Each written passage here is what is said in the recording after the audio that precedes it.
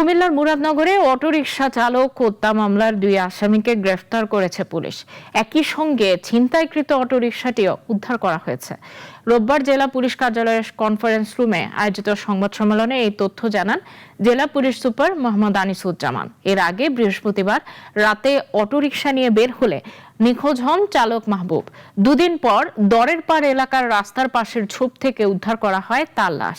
এই ঘটনায় পুলিশ প্রথমে দাউদকান্দি উপজেলার নাইম ইসলাম ও আরমান সরকারকে গ্রেফতার করে।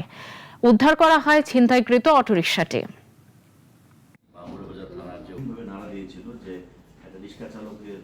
সে অটোরিকশাটি চালকরে প্রথমে তার চোখ উপড়ে ফেলে, এরপরে তার মাথা এবং হাত এবং ঘাড়ে বিভিন্ন জায়গায় কোপ দিয়ে তাকে হত্যা করে এবং তাকে প্রথমে আমাদের টিম গ্রেপ্তার করার পরে তাকে জিজ্ঞাসাবাদে সে পরে স্বীকার করে